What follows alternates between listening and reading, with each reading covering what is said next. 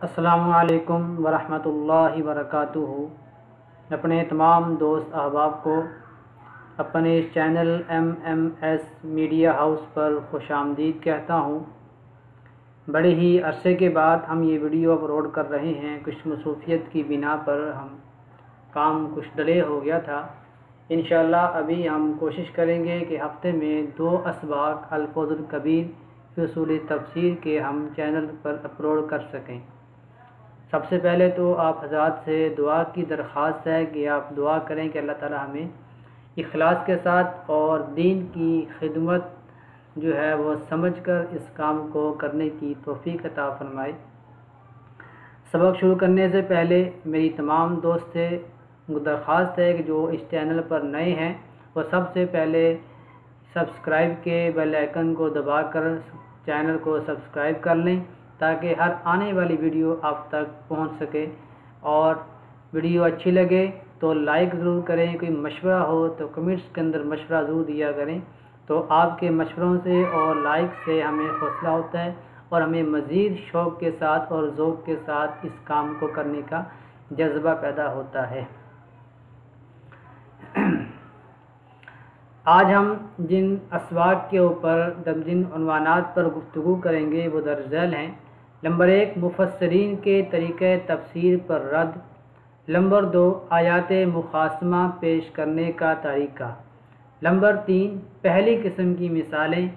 Number 4، دلیل خطابیہ کی مثالیں، دلیل قطعی کی مثالیں، دلیل کی اقسام مع تعریفات، قیاس اقترانی کی مثالیں، دلیل استثنائی کی مثالیں، الصبر والتقسیم کی مثالیں، دلیل تسلیم کی مثالیں، مشرکین کا حنیف کہنا، حنیف کی وضاحت، حضرت ابراہیم علیہ السلام کو حنیف کہنا اور مشرکین کا جو اپنے آپ کو حنیف کہنا تھا اس کا رد۔ اب ہم تمام عنوانات کے اوپر ایک ایک عنوان کے اوپر انشاءاللہ تفصیلی گفتگو کرتے ہیں۔ ویڈیو کو آخر تک دیکھیں اور کوئی بات سمجھ نہ آئے تو وہ کمنٹس میں ضرور پوچھیں، انشاءاللہ آپ کو تسلی بخش جواب دیا جائے گا۔ پہلے ہی بات تھی کہ مفسرین میں جو تفسیر کرنے کا طریقہ رائج ہے، تو اکثر مفسرین احکام مخاصمہ کی آیتوں کو کسی خاص قصے کے ساتھ، خاص واقعی کے ساتھ جوڑ دیتے ہیں اور کہتے ہیں کہ یہ خاص واقعہ اس آیت کا شان نزول ہے۔ حضرت شاہ صاحب رحمۃ اللہ علیہ اپنے ذوق میں فرماتے ہیں کہ یہ طریقہ صحیح نہیں ہے، کیونکہ قرآن کریم کی آیات 2 طرح کی ہیں۔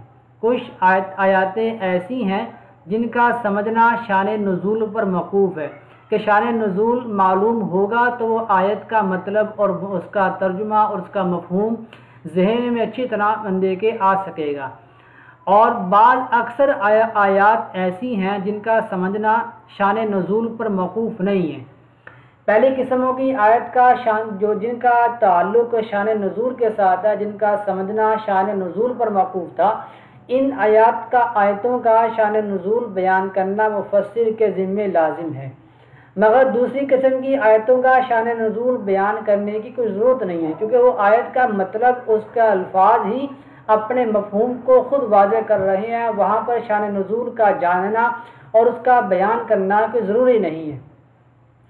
اس لیے نزول قرآن کا اصل مقصد جو ہے وہ عقائد باطلہ اور اعمال فاسدہ کی تردید، لوگوں کے باطل عقائد کی تردید ہے، اور لوگوں کے اندر جو برے اعمال چل رہے ہیں ان کی تردید ہے، اور لوگوں کے دلوں کی اصلاح کرنا ہے۔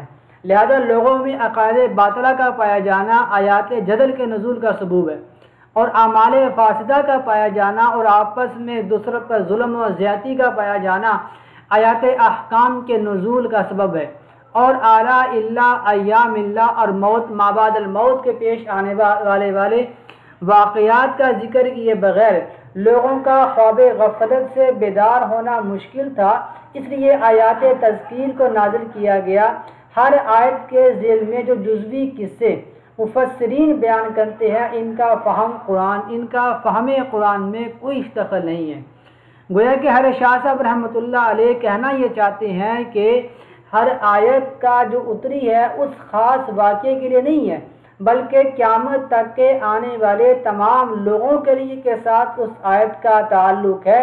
تو جب ہم ایک واقعے کے ساتھ اس آیت کو جوڑ دیں گے تو لوگوں کے ذہن میں یہ آئے گا کہ شاید اس واقعے کا تعلق صرف اس وقت کے ساتھ تھا، حالانکہ وہ آیت تو قیامت تک کے لیے باقی ہے۔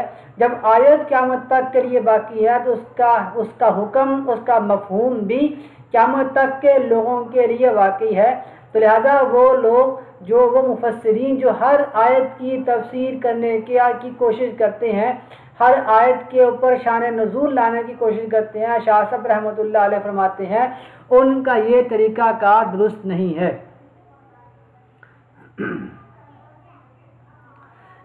قرآن کریم کا آیات مقاسمہ پیش کرنے کے دو طریقے ہیں۔ نمبر ایک، باطل عقیدے کو بیان کر کے اس کی شناعت اور اس کی نکارت کو بیان کرنا، کہ پہلے باطل کا جو عقیدہ تھا، گمراہ لوگوں کے جو عقائد تھے، اس عقیدے کو بیان کیا، اور پھر اس عقیدے کے اندر جو خرابی تھی، اس عقیدے میں جو کمزوریاں تھیں عقلی اور نقلی، تو قرآن کریم ان کمزوریوں کا رد کرتا ہے، ان کمزوریوں کی وضاحت کرتا ہے۔ نمبر دو، گمراہ فرقوں کے شبہات کا ذکر کر کے ان کا دلیل قطعی اور دلیل خطابی سے جواب دینا۔ دلیل قطعی کسے کہتے ہیں؟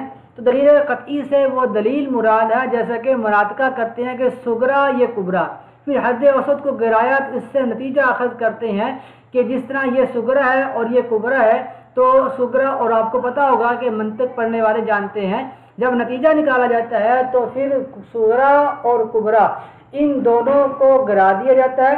تو جب ان دونوں کو گرا دیا جاتا ہے تو جو الفاظ بچتے ہیں وہ اس کا نتیجہ ہوتا ہے۔ دلیل خطابی اسے کہتے ہیں جو بات لوگوں میں مشہور ہوتی ہے لیکن ان کے عقائد کے خلاف ہوتی ہے، تو اس بات کو بھی تردید کے طور پر پیش کر دیتے ہیں۔ ان دونوں باتوں کی مزید آگے وضاحت آئے گی۔ پہلی قسم کی جو مثال ہے قرآن کریم میں ہے وَيَجْعَلُونَ لِلَّهِ الْبَنَاتِ سُبْحَانَهُ وَلَهُم مَّا يَشْتَهُونَ وَإِذَا بُشِّرَ أَحَدُهُم بِالْأُنثَىٰ وَلَّ وَجْهُهُ مُسْوَدًّا وَهُوَ كَظِيمٌ، اور اللہ تعالیٰ کے لیے تو انہوں نے بیٹیاں کر رکھی ہیں اور خود اپنے لیے وہ بیٹے چاہتے ہیں جو اپنی خواہش کے مطابق ہو، اور جب ان میں کسی کو بیٹی یعنی بیٹی کی پیدائش کی خوشخبری دی جاتی ہے تو اس کا چہرہ سیاہ پڑ جاتا ہے اور وہ دل ہی دل میں کڑتا رہتا ہے۔ اب یہ جو بات ہے، اس بات کے اندر پہلی قسم کی مثال کے اندر اس کو کہ باطل عقیدے کو بیان کیا اور اس کے ساتھ ہی اس کی شناعت کو بیان کر دیا۔ عقیدہ کیا تھا کہ دیکھو آپ اللہ تعالیٰ کے لیے بیٹیاں رکھتے ہیں، حالانکہ اگر خود آپ کو بیٹی ہو جائے تو آپ اپنے لیے اس کو ناپسند جانتے ہیں۔ تو جب چیز تم اپنے لیے ناپسند جان رہے ہو تو اس کو اللہ تعالیٰ کے لیے کیوں ثابت کرتے ہو؟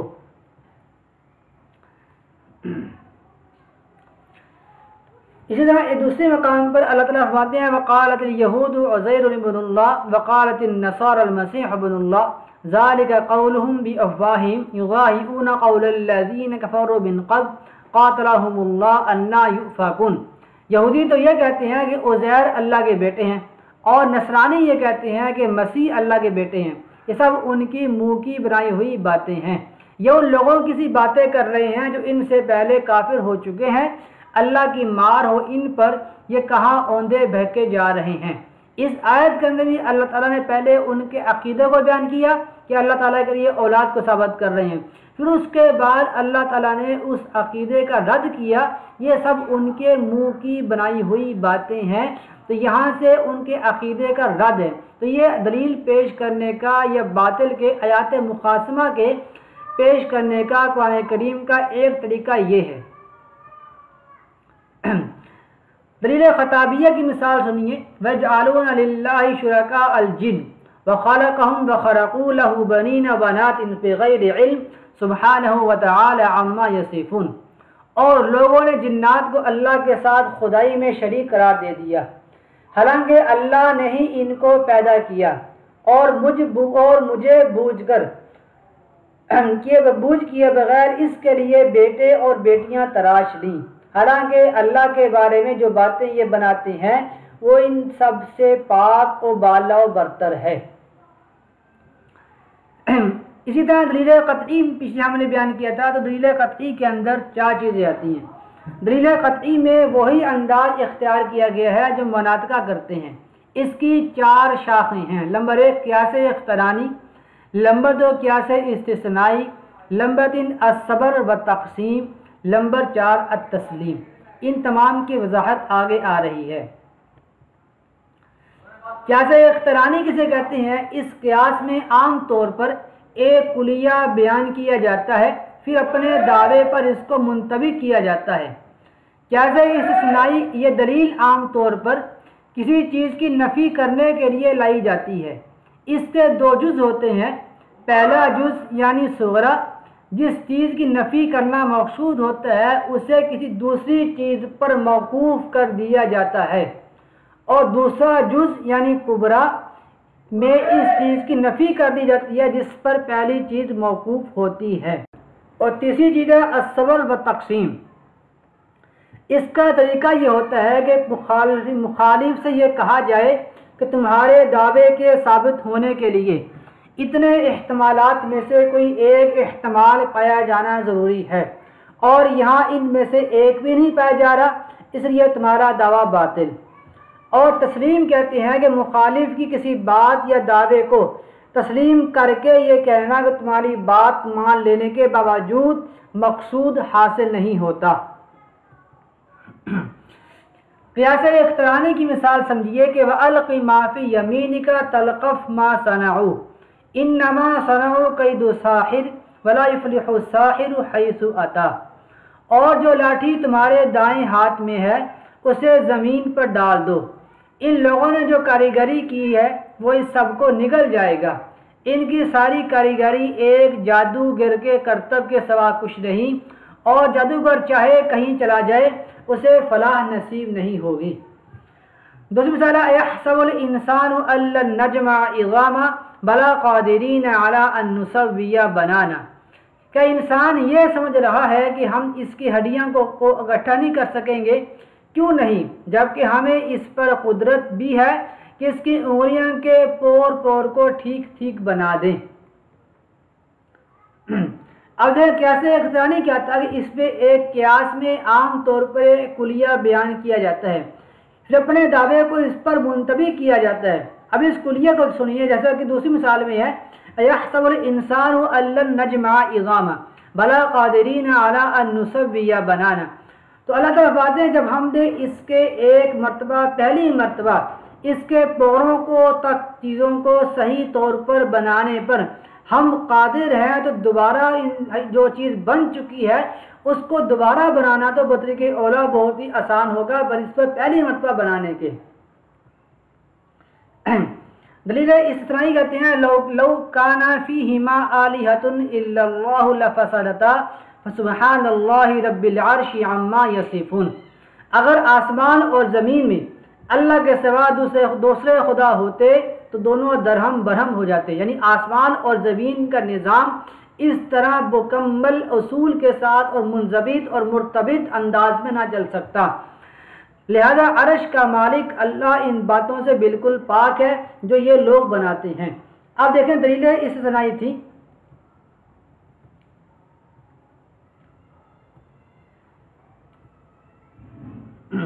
کہ کسی چیز کی نفی کرنے کے لیے لائی جاتی ہے۔ اس کے 2 جز ہوتے ہیں۔ پہلا جز یعنی صغرا، جس چیز کی نفی کرنا مقصود ہوتا ہے اسے کسی دوسری چیز پر موقوف کر دیا جاتا ہے۔ اب سمجھیں، اب یہاں پر مقصود کیا تھا کہ 2 الہ کی نفی کرنا، تو 2 الہ کو جو ہے نا منطبق کر دیا زمین و آسمان کے نظام کے خراب ہونے پر، کہ جب زمین اور آسمان کا نظام خراب نہیں ہو رہا تو گویا کہ ایک سے زائد خدا بھی نہیں ہے۔ الصبر و تقسیم کی مثال ہے وَمِنَ الْإِبِلِ اثْنَيْنِ وَمِنَ الْبَقَرِ اثْنَيْنِ قُلْ آذَكَرَيْنِ حَرَّمَ أَمِ الْأُنثَيَيْنِ أَمَّا اشْتَمَلَتْ عَلَيْهِ أَرْحَامُ الْأُنثَيَيْنِ أَمْ كُنْتُمْ شُهَدَاءَ إِذْ وَصَّاكُمُ اللَّهُ بِهَذَا فَمَنْ أَظْلَمُ مِمَّنِ افْتَرَىٰ عَلَى اللَّهِ كَذِبًا لِيُضِلَّ النَّاسَ بِغَيْرِ عِلْمٍ ان اللہ لا یہدی القوم الظالمین۔ اچھا ایک بات ذہن میں رکھنا کہ بعض مرتبہ ہم جس دعوے کے اوپر مثال کو یا آیت کو لے کر آتے ہیں تو آیت کا ایک ٹکڑا اس چیز کو ثابت کر رہا ہوتا ہے، لیکن ہم پوری آیت کو بیان کر دیتے ہیں تاکہ پوری آیت آپ کے سامنے آ جائے اور پھر آپ کے لیے وہ ایک ٹکڑا سمجھنا آسان ہو جائے۔ اور اسی طرح اونٹوں کی بھی دو صنفیں نر اور مادہ اللہ نے پیدا کی ہیں، اور گائے کی بھی 2 صنفیں۔ ان سے کہو کہ کیا دونوں نروں کو اللہ نے حرام کیا یا دونوں مادہ کو؟ یہ ہر اس بچے کو جو دونوں نسلوں کی مادہ کے پیٹ میں موجود ہے۔ کیا تم اس وقت خود حاضر تھے جب اللہ نے تمہیں اس کا حکم دیا تھا؟ اگر نہیں اور یقیناً نہیں تو پھر اس شخص سے بڑھ کر ظالم کون ہوگا جو اللہ پر اس لیے جھوٹ باندھے تاکہ کسی علمی بنیاد کے بغیر لوگوں کو گمراہ کر سکے۔ حقیقت یہ ہے کہ اللہ ظالم لوگوں کو ہدایت تک نہیں پہنچاتا۔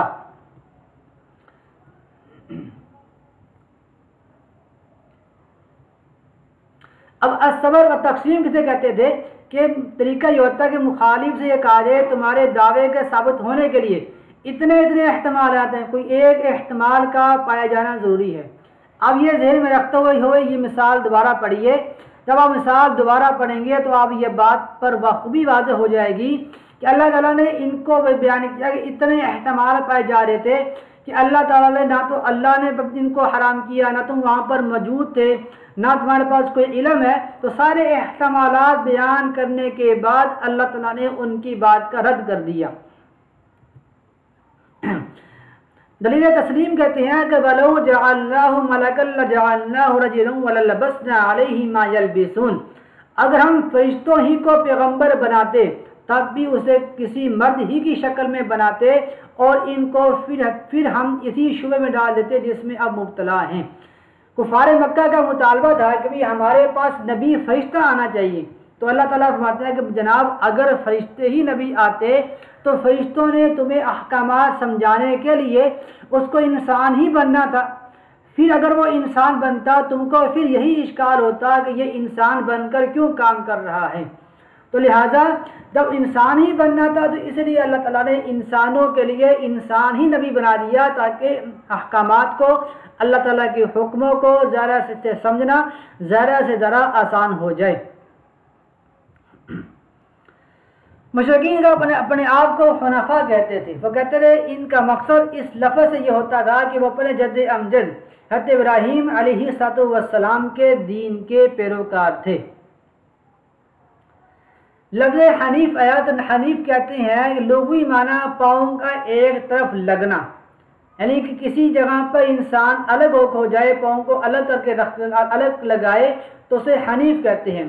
بعض اونٹ چلتے وقت اپنا اگلا پاؤں اندر کی طرف یا باہر کی طرف موڑ کر چلتے تھے، اس فعل کو بھی حنیف کہتے ہیں۔ اور حنیف اس کو کہتے ہیں جو ایک طرف لگنے والا ہو، کہ تمام چیزوں سے یکسو ہو کر ہر چیز کو چھوڑ کر صرف ایک اللہ کی ماننے والا بن جائے، اسے حنیف کہتے ہیں۔ حضرت ابراہیم علیہ السلام کو قرآن کریم نے حنیف کہا ہے۔ قرآن کریم میں ارشاد ہے ما کان ابراہیم یہودی ولا نصرانی ولکن کان حنیفا مسلما وما کان من المشرکین۔ ابراہیم علیہ السلام نہ یہودی تھے نہ نصرانی، بلکہ وہ سیدھے مسلمان تھے اور شرک کرنے والوں میں کبھی شامل نہیں ہوئے۔ قرآن کریم نے حضرت ابراہیم علیہ السلام کو حنیف اس لیے کہا ہے کہ وہ ہر طرف سے کٹ کر صرف اپنے رب تعالیٰ کی طرف رکھنے والے، اللہ تعالیٰ کی ماننے والے اور اللہ تعالیٰ کا پیغام صحیح معنوں میں امت تک پہنچانے والے تھے۔ قرآن کریم نے مشرکین کے اس دعوے کی تردید فرمائی۔ چنانچہ قرآن کریم فرماتا ہے ان اول الناس بابراہیم للذین اتبعوه وهذا النبی والذین آمنوا واللہ ولی المؤمنین۔ ابراہیم علیہ السلام کے ساتھ تعلق کے سب سے زیادہ حقدار وہ لوگ ہیں جنہوں نے ان کی پیروی کی، نیز یہ نبی آخر الزمان صلی اللہ علیہ وآلہ وسلم اور وہ لوگ جو ان پر ایمان لائے ہیں، اللہ مومنوں کا کارساز ہے۔ حضرت ابراہیم علیہ السلام کے 1.5 سال بعد لوگ دین ابراہیم پر ہی تھے۔ پھر جب عمر بن لوحی عرب سے باہر گیا اور وہاں سے بت لے آیا اور پھر آپ صلی اللہ علیہ وسلم کی پیدائش کے 400 سال قبل سارا عرب بت پرستی پر بت پرست بن چکا تھا، تو لہذا ابراہیم علیہ السلام کے تو ماننے والے وہ ہیں جو آپ صلی اللہ علیہ وسلم کی پیروی کرنے والے ہیں اور آپ صلی اللہ علیہ وسلم پر ایمان لانے والے ہیں۔ تو مشرکین جب آپ صلی اللہ علیہ وسلم کے اوپر ایمان لانے والے نہیں تھے، آپ کی پیروی کرنے والے نہیں تھے، تو وہ ابراہیم علیہ السلام کی بھی پیروی کرنے والے نہیں ہیں۔ یہاں پر ہمارا آج کا سبق ختم ہوتا ہے۔ اگلے اپنا خیال رکھیے، ملیں گے انشاءاللہ ہم آپ کو اگلے سبق کے ساتھ۔ کوئی بات سمجھ نہ آئی ہو، کوئی بات مشکل ہو، کوئی بات جلدی میں گزر گئی ہو یا کوئی آیت سمجھ نہ آ رہی ہو تو کمنٹس کر کے ضرور پوچھیں، انشاءاللہ ہم آپ کو تسلی بخش جواب دیں گے۔ اور اگر ضرورت سمجھیں گے جو آپ کا سوال ذرا اہم ہوا تو اس سوال پر مزید ایک ویڈیو بنا کر آپ کو اس کے ذریعے بہت ہی آسان انداز میں سمجھایا جائے گا۔ دعا کریں اللہ تعالیٰ ہمیں مزید اخلاص کے ساتھ کام کرنے کی توفیق عطا فرمائے۔ اپنا خیال رکھیے۔ اب اللہ تعالیٰ میرا اور آپ کا حامی و ناصر ہو۔ السلام علیکم۔